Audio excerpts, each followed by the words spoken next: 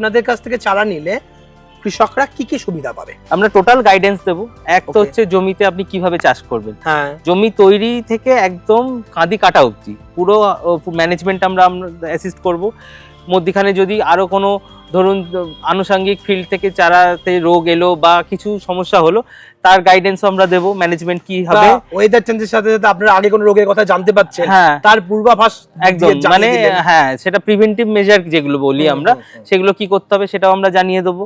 এছাড়া কি যখন আপনার ফলন হয়ে যাবে তখনও কিছু যদি আমাদের কাছাকাছি নেটওয়ার্কের মধ্যে থাকে, সেই স্টোরে আমি কিছু কন্ট্যাক্ট দিয়ে দেবো, সেই স্টোরে আপনি কন্ট্যাক্ট করবেন যে সেখানে রেট কিরকম কি যাচ্ছে, চাইলে আপনি সেখানে যদি বেটার রেট পান আপনি সেখানেও চারা কাঁদি আপনি বিক্রি করতে পারেন। যারা তেওরের চাষ এতদিন করতো তাদের আপনি টিস্যু কালচার চারা নিয়ে কি জানাতে চাইবেন? ধরুন তেওরে আপনি 4 বিঘা চাষ করছেন বা 5 বিঘা চাষ করছেন বা কম স্কেলে কেউ 2 বিঘাও চাষ করছেন, আমার অ্যাডভাইস হবে যে কোনো নতুন জিনিস শুরু করার আগে আপনি ছোট করে স্টেপ করে দেখুন, 1 বছর পাইলট প্রজেক্ট করে দেখুন দরকার হলে, তাহলে আপনার কি কনফিডেন্সটাও পাবেন যে হ্যাঁ আমি এই চারাটা করে আমি ডিফারেন্সটা দেখুন। আমি তো আমার জিনিস বিক্রি করছি, আমি করিয়েছি এবং অনেক চাষি করেছে সাকসেসফুলি, আমি সেটার উপর বেস করে বলছি, কিন্তু চাষিরা যেটা নিজেরা দেখে যদি করেন, নিজের হাতে যে স্যাটিসফ্যাকশন আসবে এবং কনফিডেন্স আসবে, সেটাতে আগামী দিনে সে স্কেল আপ করতে পারে।